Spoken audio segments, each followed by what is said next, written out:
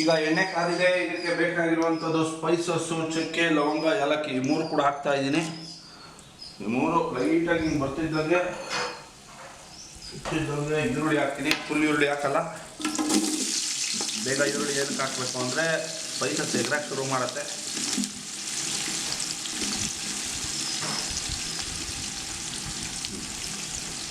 ಈರುಳ್ಳಿ ಆಮೇಲೆ ಹಾಕೊಳ್ಳೋಣ. ಇದನ್ನು ಕ್ಲೀನಾಗಿ ಡೀಪ್ ಆಯಿಲ್ ಫ್ರೈ ಮಾಡ್ಕೊಳ್ಳೋಣ. ಫಸ್ಟು ಇದನ್ನು ಕ್ಲೀನಾಗಿ ಡೀಪ್ ಆಯಿಲ್ ಫ್ರೈ ಮಾಡ್ಕೊಳ್ಳೋಣ. ಇದು ಫುಲ್ಲು ಬ್ರೌನ್ ಆಗಬೇಕು. ಅಷ್ಟೊತ್ತವರೆಗೂ ಬೇಯಿಸ್ಕೊಬೇಕು ಕ್ಲೀನಾಗಿ.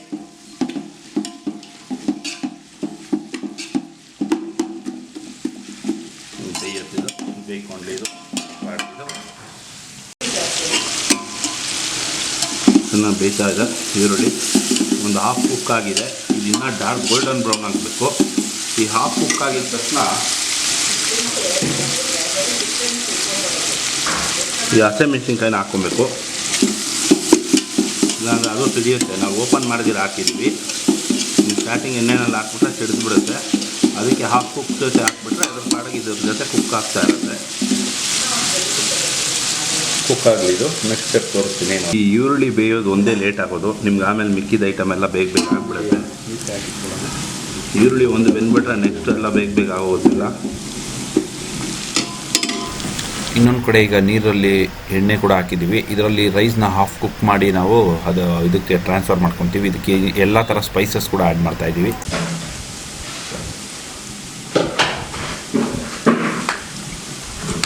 ಫ್ಲೇಮು ಲೋನಲ್ಲೇ ಇರಲಿ. ಶುಂಠಿ ಬೆಳ್ಳುಳ್ಳಿ ಪೇಸ್ಟ್ನ ಕ್ಲೀನಾಗಿ ಒಂದು 5 ರಿಂದ 10 ನಿಮಿಷ ಬೇಯಿಸ್ಕೊಳ್ಳೋಣ. ಎಲ್ಲ ಫ್ರೈ ಮಾಡಿಕೊಂಡ್ರೆ ಈರುಳ್ಳಿ ಎಲ್ಲ ಇದ್ರ ಜೊತೆ ಮಿಕ್ಸ್ ಆಗಿಬಿಡಲಿ.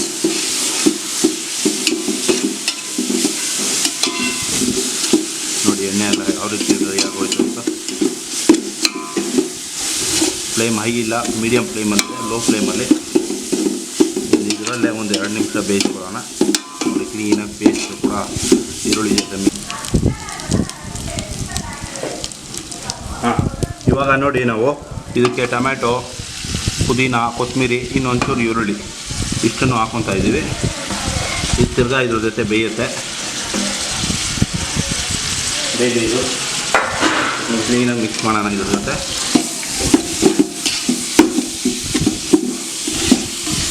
ಜೊತೆ ಮಿಕ್ಸ್ ಆಗಿ ಇದಕ್ಕೆ ಮೊಸರು ಹಾಕ್ಬೇಕು. ಮೊಸರು ಹಾಕೋಣ. ಕಾಶ್ಮೀರ್ ರೆಡ್ ಚಿಲ್ಲಿ ಪೌಡರ್ನ ಮನೇಲಿ ಮಾಡ್ಕೊಂಡಿರೋಂಥ ರೆಡ್ ಚಿಲ್ಲಿ ಪೌಡ್ರ್ ಹಾಕ್ಕೊತಾ ಇದ್ದೀವಿ. ಇದೇ ನಮಗೆ ಫುಡ್ ಕಲರ್ ಕೂಡ ಕೊಡುತ್ತೆ. ಬೇರೆ ಯಾರೋ ಕಲರ್ ಏನೂ ಬೇಕಾಗಿಲ್ಲ. ಖಾರ ಕೂಡ ಏನು ಹಾಕಿಲ್ಲ ನಾನು. ಇದನ್ನೇ ಒಂದು 4 ಸ್ಪೂನ್ ಹಾಕ್ತಿದ್ದೀನಿ. ಇದನ್ನು ಹಾಕ್ಬಿಟ್ಟು ಚೆನ್ನಾಗಿ ಮಿಕ್ಸ್ ಮಾಡೋಣ.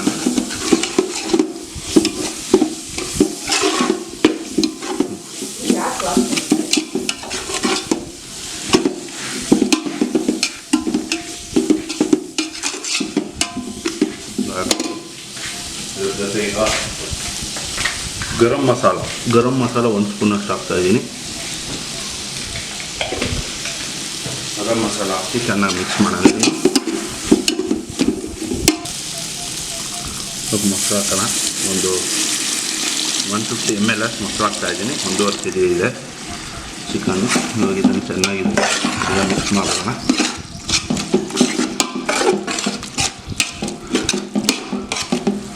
ಈಗ ಬೇಯ್ತಾ ಇದೆ. ನಾನೊಂದು ಅರ್ಧ ಗ್ಲಾಸಷ್ಟು ಬಿಸಿನೀರು ಹಾಕಿದ್ದೀನಿ. ತಲ ಇಳಿಬಾರ್ದು ಅನ್ನೋ ಕಾರಣಕ್ಕೆ ಬಿಸಿನೀರು ಹಾಕ್ತೀನಿ. ಹಾಕ್ಬಿಟ್ಟು ಚೆನ್ನಾಗಿ ಮಿಕ್ಸ್ ಮಾಡ್ಕೊಟ್ಬಿಡ್ತೀನಿ. ಮಿಕ್ಸ್ ಮಾಡೋಣ. ಚೆನ್ನಾಗಿ ಮಾಡಿ ಬೇಯಿದೆ. ಇವಾಗ ರುಚಿಗೆ ತಕ್ಕಷ್ಟು ಉಪ್ಪು. 1.5 kg ಚಿಕನ್ ಇದೆ. ಅದಕ್ಕೆ ಉಪ್ಪು ಹಾಕ್ತಾಯಿದ್ದೀನಿ. ಸಾಲ್ಟು ರಾಕ್ ಸಾಲ್ಟ್ ಹಾಕ್ತಾಯಿದ್ದೀನಿ. ಅನ್ನಕ್ಕೂ ಯಾಕಂದರೆ ನಾವು ಅನ್ನ ಸಪ್ರೇಟಾಗಿ ಬೇಯಿಸ್ಕೊತೀವಿ. ಅರ್ಧ ಆಗಿದ ತಕ್ಷಣ ಇಟ್ಬಿಡ್ತೀವಿ. ಇದಕ್ಕೆ ಸ್ವಲ್ಪ ಉಪ್ಪು ಜಾಸ್ತಿ ಹಾಕಿದ್ದೀವಿ ಕ್ಲೀನಾಗಿರಲಿ ಅಂತ.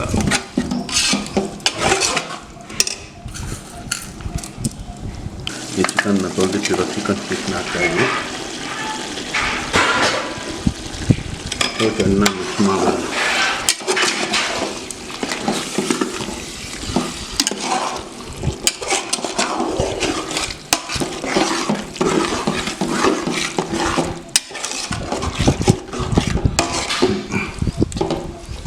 ಚಿಕನ್ ಹಾಕಿದ್ವಿ. ಇವಾಗ ಚಿಕನ್ ಬೇಯ್ಕೊಳ್ಳಿ. ಇದೊಂದು ಚೂರು ನೀರು ಬಿಟ್ಕೊಡುತ್ತೆ ಚಿಕನ್ನು.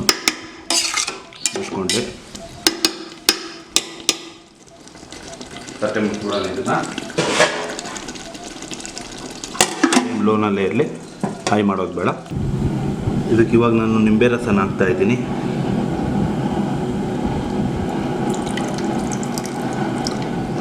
ನಿಂಬೆ ರಸ ಹಾಕ್ಬಿಟ್ಟು ತಿರುಗಿಬಿಡೋಣ. ಸೀಡ್ಸು ಯಾರಿಗೆ ಬಿದ್ದರೆ ಏನು ಪರವಾಗಿಲ್ಲ, ಸೀಡ್ಸ್ ತಾನೆ ಅದು. ಇದಕ್ಕೆ ಇನ್ನೊಂಚೂರು ನೀರು ಹಾಕ್ಕೊಳ್ಳೋಣ. ಇವಾಗ ಇದು ಲೈಟಾಗಿ ಕುದೀತಾ ಇದೆ. ಇವಾಗ ಹಾಫ್ ಬೇಯಿಸ್ಕೊಂಡಿರೋಂಥ ನೀರು ಅಕ್ಕಿನ ಇದಕ್ಕೆ ಹಾಕ್ಕೊಳ್ಳೋಣ. ಹೈ ಫ್ಲೇಮಲ್ಲೇ ಇದೆ. ಇದನ್ನು ಜಸ್ಟ್ ಹಿಂಗೆ ಈ ಕಡೆ ಹಿಂಗೆ ಎಲ್ಲ ಹಾಕಿರ್ತಾ ಇದ್ದೀನಿ. ಕ್ಲೀನಾಗಿ ತಿರ್ಗಿಸೋದು ಬೇಡ, ಹಿಂಗೆ ದಮ್ಮಲ್ಲೇ ಬೇಯ್ಕೊಳ್ಳಿ. ಮೇಲೆ ತಿರ್ಗಾ ದಮ್ ಕಟ್ಬಿಡೋಣ ನಾವು.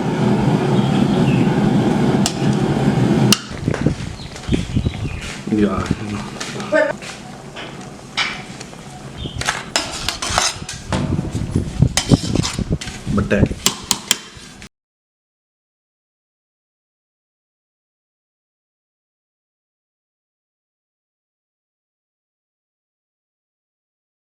ಲಾಸ್ಟಲ್ಲಿ ಒಂಚೂರು ನೀರು ಹಾಕಿ, ಜಾಸ್ತಿ ಹಾಕ್ಬೇಡಿ, ಮೆತ್ತಗಾಗುತ್ತೆ. ಇವಾಗ ನೋಡಿ ತುಪ್ಪ ಹಾಕಿದ್ದೀನಿ ಲಾಸ್ಟಲ್ಲಿ. ಮನೇಲಿ ಮಾಡಿರೋದು ನಂದಿನಿ ಬೆಣ್ಣೆ ತಂದು ತುಪ್ಪ ಮಾಡ್ಕೊಂಡಿದ್ದೀವಿ. ಆ ತುಪ್ಪನ ಆ್ಯಡ್ ಮಾಡಿದ್ದೀನಿ. ಇವಾಗ ದಮ್ ಕಟ್ಟೋದು ಹೇಗೆ ಅಂತ ಈಸಿಯಾಗಿ ತೋರಿಸ್ಕೊಡ್ತೀನಿ ನಿಮಗೆ.